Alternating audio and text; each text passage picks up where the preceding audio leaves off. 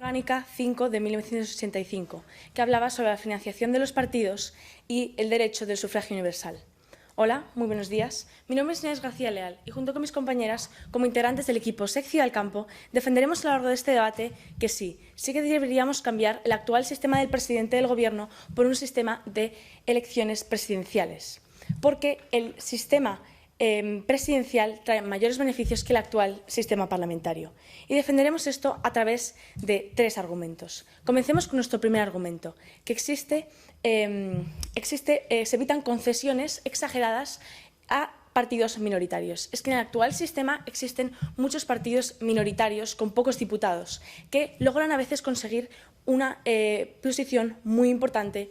Y, además, esto es porque consiguen posicionarse en posiciones de presión hacia los grandes partidos en la formación de acuerdo y consiguen grandes y exageradas concesiones en la formación de pactos de investidura. Esto, sin embargo, no ocurre en las elecciones presidenciales, porque estos partidos no resultan ser decisivos a la hora de investir al presidente. Esto, por ejemplo, lleva pasando en España durante casi 3 décadas.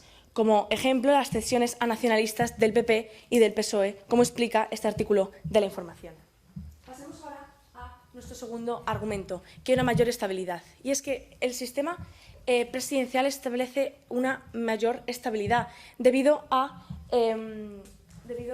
la división de poderes que existe, ya que se pueden establecer mejor una legislación. Además, es que en el sistema parlamentario en el sistema presidencial hay unos periodos legislativos más marcados y esto da la posibilidad de que no existe la posibilidad de mociones de censura que desestabilicen el Ejecutivo y además no existe la posibilidad de que se convoquen elecciones siguiendo los intereses presidencialistas, como por ejemplo hizo Felipe González en el 1966 tras adelantar las elecciones tras su éxito con el referéndum de la OTAN. Ahora sí, pasemos a nuestro tercer argumento, que habla de que en el sistema presidencial existe una mayor separación de poderes y una mayor separación e independencia del poder ejecutivo. Esto es porque la principal diferencia entre ambos sistemas es que en el sistema parlamentario el legislativo elige al poder ejecutivo, de manera que existe una mayor separación de poderes. Y en el sistema presidencial, sin embargo, estas 2 elecciones son separadas, de manera que existe una mayor separación de poderes que es esencial para el desarrollo de una democracia transparente, como explica Montesquieu en su Spirit of the Laws. Por ello, ante esta pregunta, nos posicionamos a favor. Muchas gracias.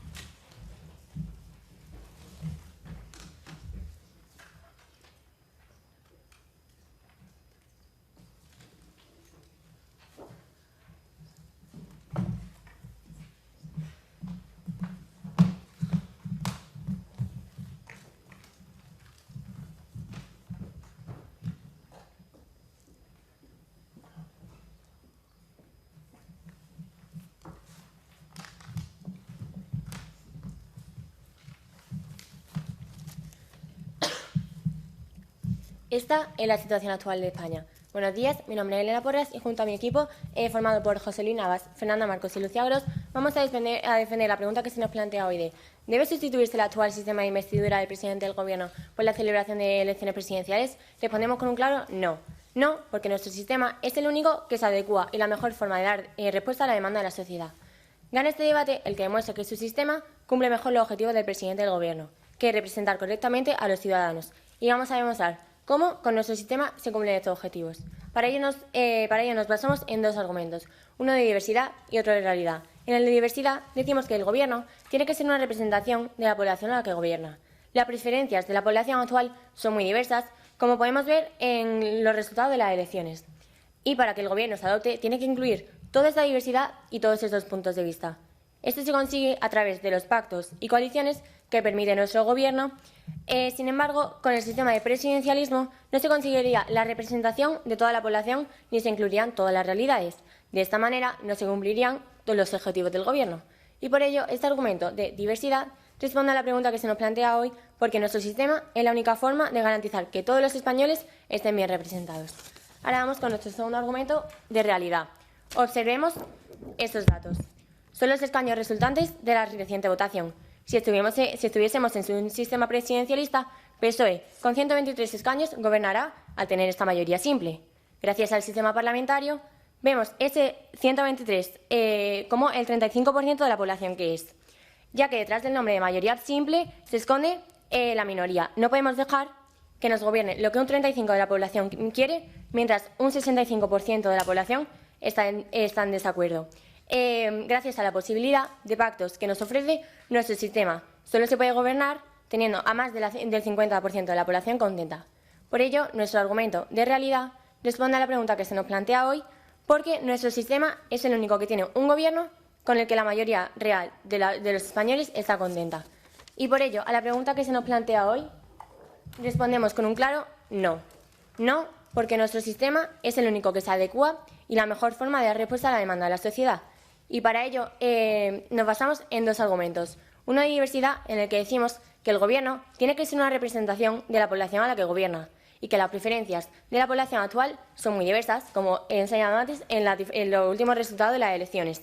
Y en nuestro segundo argumento de realidad, en el que hemos observado que un 35% de la población no puede ser representada ante el Gobierno cuando un 65% de la población está en desacuerdo. Muchas gracias.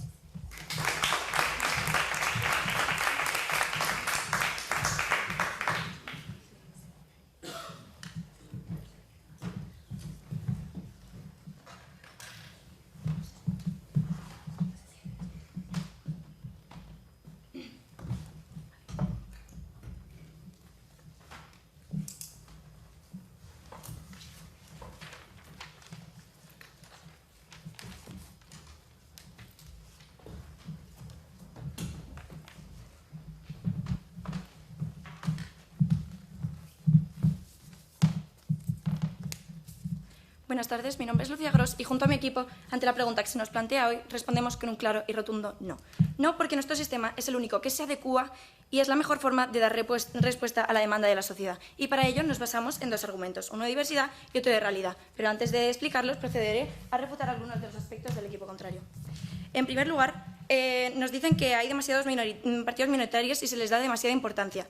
Bueno, primero decirles que un partido minoritario no tiene menos importancia que uno mayoritario, porque al fin y al cabo representa una parte de la sociedad. No se les puede quitar esa voz y además si les quitamos si dejamos de oírles y si les quitamos esa representación, se sienten menos escuchados y los votos se polarizan y así se provocan más conflictos. Y luego, su pregunta, por favor. ¿No es cierto que muchos partidos, cuando tienen casi mayoría absoluta, recurren a estos partidos minoritarios para conseguir eso y les dan muchas concesiones? No, es que a lo mejor esos partidos a lo que recurren son realmente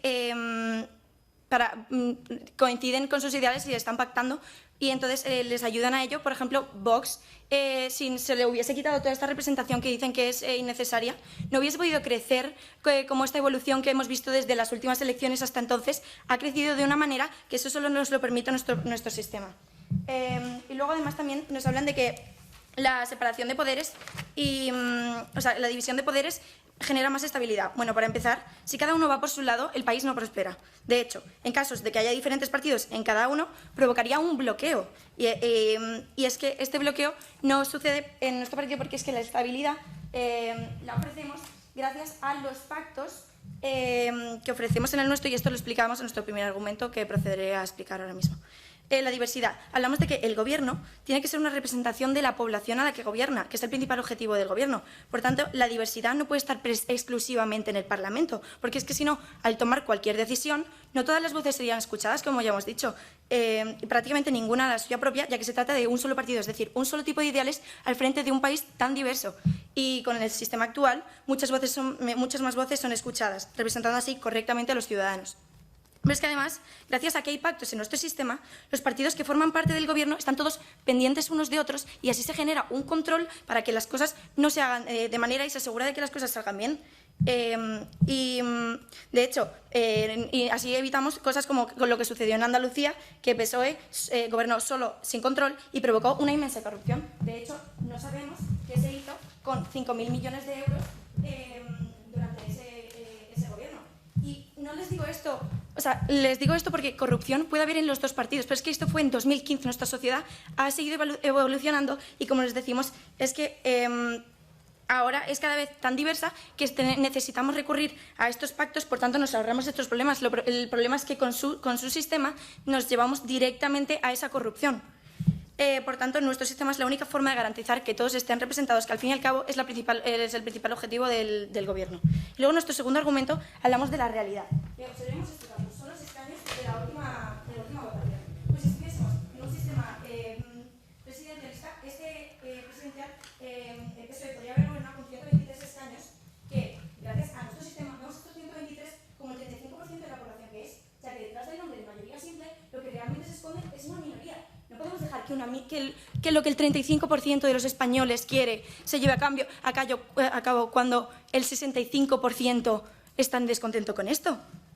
De hecho, gracias a la posibilidad de pactos que nos ofrece nuestro sistema, solo se puede gobernar teniendo más del 50% de la población contenta, así asegurándonos de que la mayoría real de los españoles esté contenta y de acuerdo con lo que está sucediendo en el país. Por tanto, decimos que no debería cambiarse. Muchísimas gracias.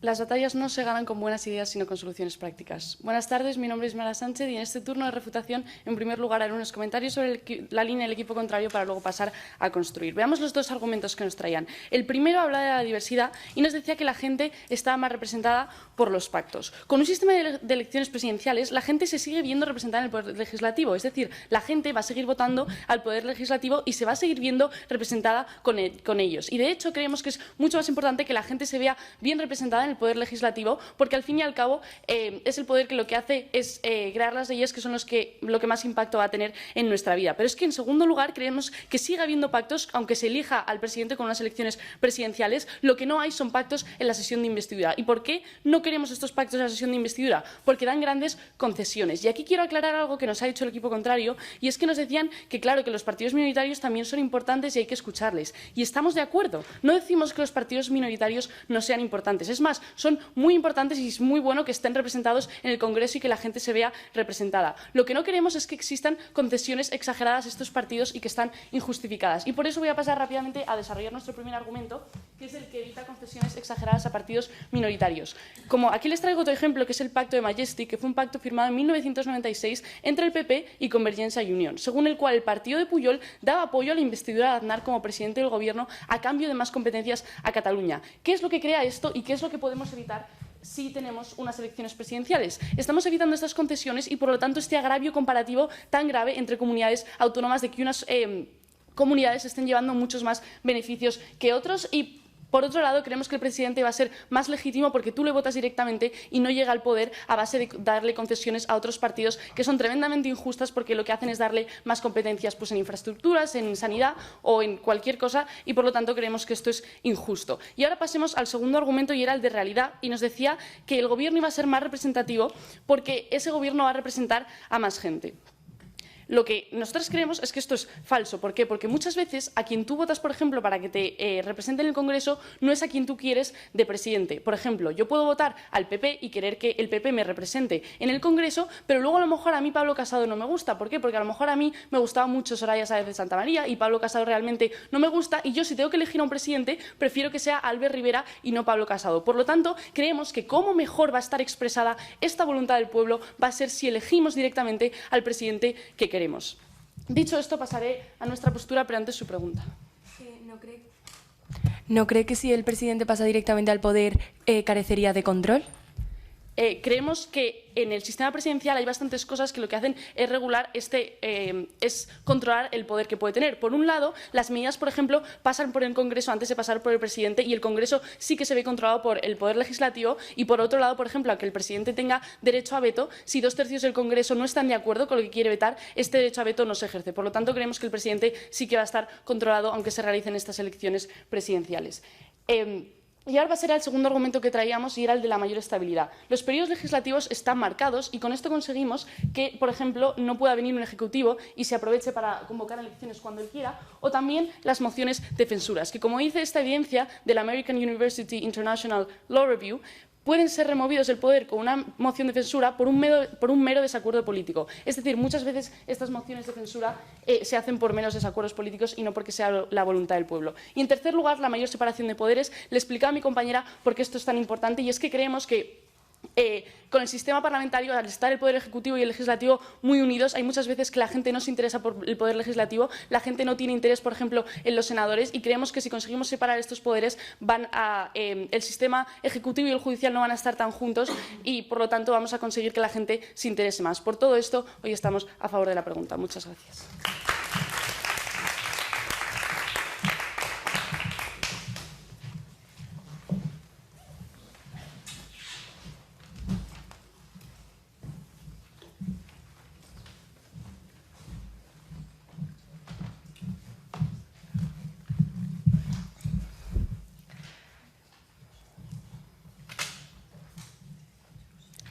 Buenas tardes, mi nombre es Fernanda Marcos y voy a hacer la segunda refutación de mi equipo en contra. El equipo contrario decía que sí, porque traería mayores beneficios de este sistema presidencialista.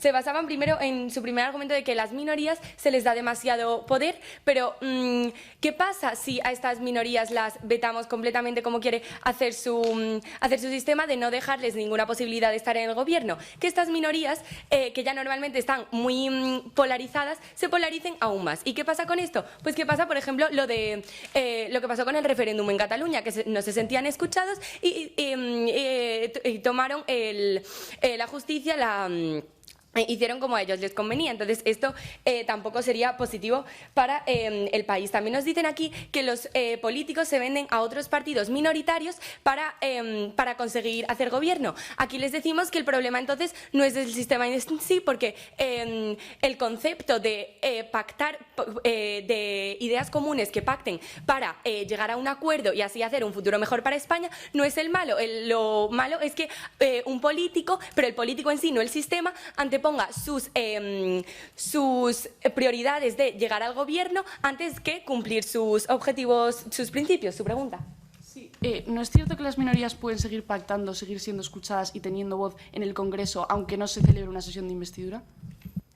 Claro que seguirían estando representadas, pero no en el gobierno, y este es el problema, que si hay una minoría que un partido mayoritario no necesita para estar en el gobierno, a esa minoría la va a vetar completamente y no se va a sentir escuchada.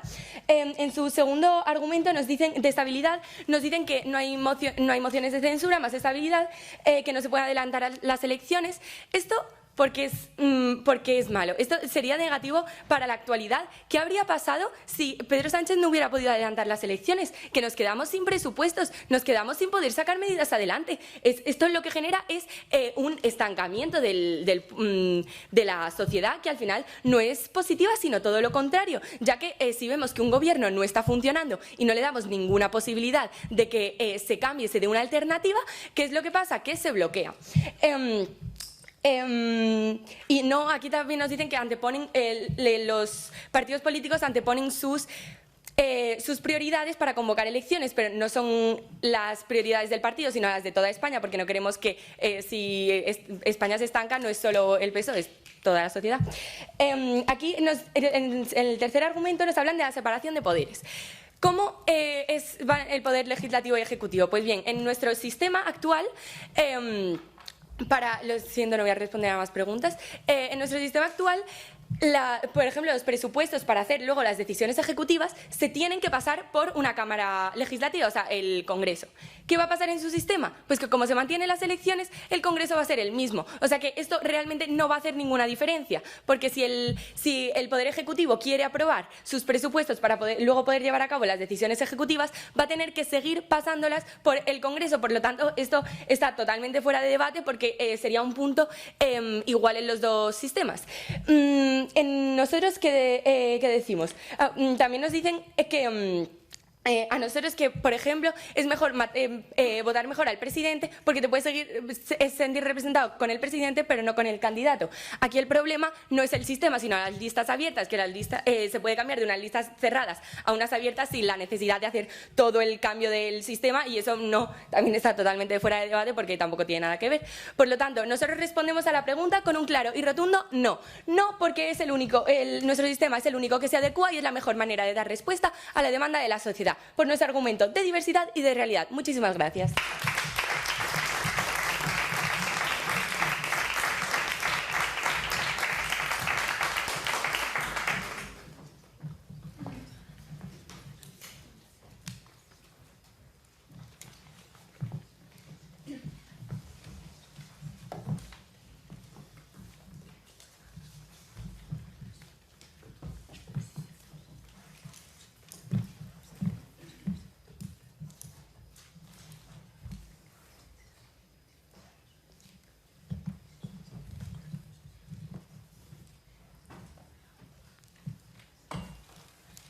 Decían que los españoles estaban contentos, y estoy segura que muchos lo están.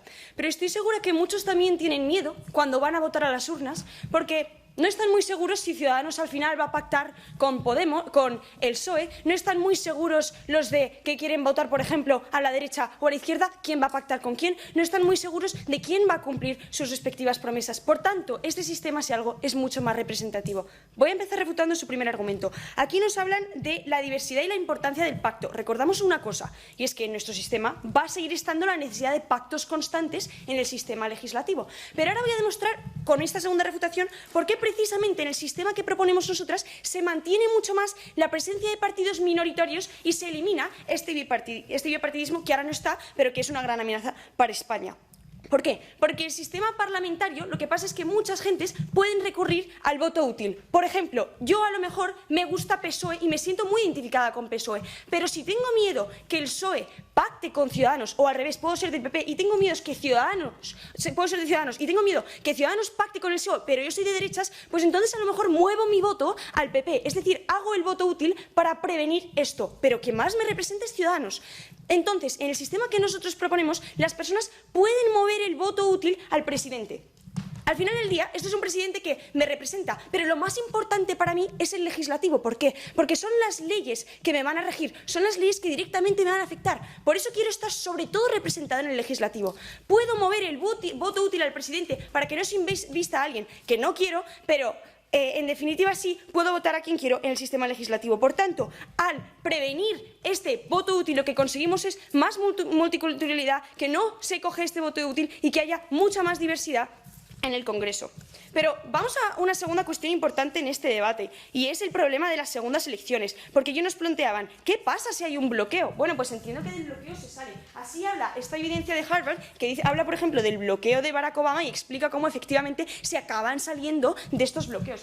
¿Pero qué pasa en su sistema si no se llega a pactar para investir a un presidente? Que pasamos a segundas elecciones, y todos sabemos que cuando estamos en segundas elecciones las personas recurren al voto útil, y es ahí cuando el sistema es mucho menos representativo, cuando las personas tienen que votar a un partido sencillamente porque no queda otra, y por tanto su sistema de nuevo es mucho menos representativo. Ahora pasamos a su segundo argumento. Aquí nos hablan de qué pasa si solo un 35% quiere un presidente, pero entendemos que no es así. Esta evidencia de un catedrático de Ciencias Políticas de la Universidad de Barcelona habla de que es de doble vuelta, es decir, en un principio a lo mejor alguien recibe un 35%, pero en el siguiente, cuando pasa a la siguiente vuelta, ya es cuando tiene que recibir más de un 50% y por tanto sí estamos hablando de algo legítimo. Y aunque en un principio solo un 35% lo quisiese, les concedemos ese punto, de nuevo insistimos, es que es mucho más importante mantener esto en nuestro sistema. Su pregunta. ¿No cree que con la segunda vuelta estamos obligando a la gente que ha votado a partidos no mayoritarios a cambiar su voto y a votar algo que no les representa? Sí, tienen que hacer el voto útil, pero como ya decía, así en el sistema legislativo pueden no hacer el voto útil y entonces están ahí mejor representados porque las leyes al final es lo más importante porque es lo que más les va a afectar en la vida. Luego nos hablaban de un punto de que no hay control y aquí ya les decíamos que sí se controla el presidente porque tiene que pasar por el Congreso, porque hay impeachment, porque existe la posibilidad de limitar el veto, pero además porque el presidente está controlado por su propio partido. No estamos hablando de casos como Estados Unidos, donde Donald Trump está bastante separado de los republicanos. Estamos hablando de que Pablo Casado, por ejemplo, tiene un vínculo muy grande con el PP y, por tanto, sí tiene este derecho y esta responsabilidad con su partido. Por tanto, demostramos que nuestro sistema no solo es gobernable, sino que además mucho más representativo. Aquí los españoles estarán más contentos. Muchas gracias.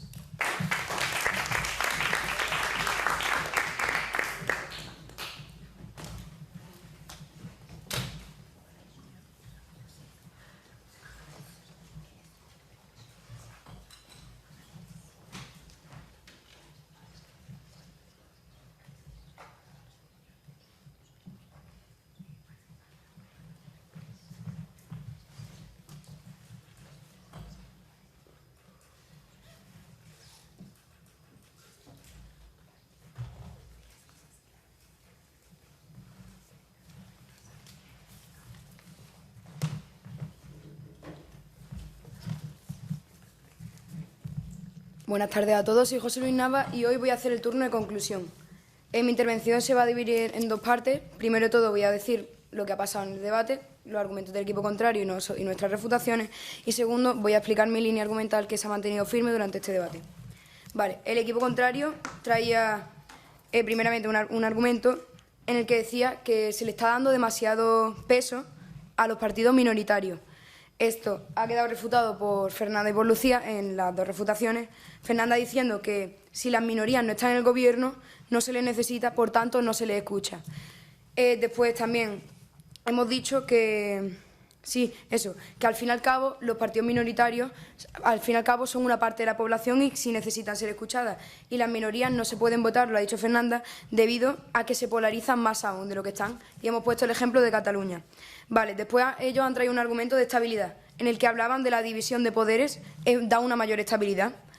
Esto ha quedado fuera de debate cuando Fernanda se lo ha tirado, pero de todos modos Lucía Gros en su primera refutación le ha dicho que es que en su sistema hay una división de poderes. Pues bien, que si cada uno va por su lado, el país no va a prosperar. De hecho, se puede bloquear al no saber ponerse de acuerdo cuando es necesario. Aparte, y no saben que el suyo no es estable por eso, sino que el nuestro es el que verdaderamente garantiza una estabilidad, al haber un control gracias a los pactos y coaliciones que se puede hacer en nuestro sistema. Después nos han dicho que es mejor votar al presidente que al candidato, porque te puedes sentir representada. Esto, Fernanda, también ha quedado fuera de debate porque es que ese problema está en las listas cerradas, que eso se puede cambiar perfectamente en nuestro sistema. El problema no es el procedimiento entero, simplemente las listas cerradas que se pueden cambiar. Vale, después nosotros traíamos una línea en la que nos basábamos en dos argumentos. Hablamos de un argumento de diversidad, que es que hablamos de que en el gobierno hay una representación de la población. Claro, el gobierno tiene que ser una representación de la población y las preferencias de la población actual son muy diversas y para esto hace falta pactos y coaliciones que nos aseguran el control. Después hemos traído un argumento de realidad, que hemos observado los datos que se han dado y el PSOE hemos repetido que no nos puede gobernar un 35% de la población. Ellos nos lo han intentado tirar diciendo que esto nos obligarían a hacer el voto útil que sí, nos obligarían a hacer el voto útil en su sistema presidencial, pero en cambio nos salvamos porque como lo podemos hacer en el legislativo, a eso Fernanda le ha respondido que tiene igual de importancia el gobierno que las leyes que se hacen. Bueno, ¿se acuerdan del sistema actual? Lo que podemos ver es que, como nuestro segundo argumento, justo detrás de esta mayoría, al parecer mayoría simple, se encuentra una minoría que nos tiene que gobernar. Muchísimas gracias.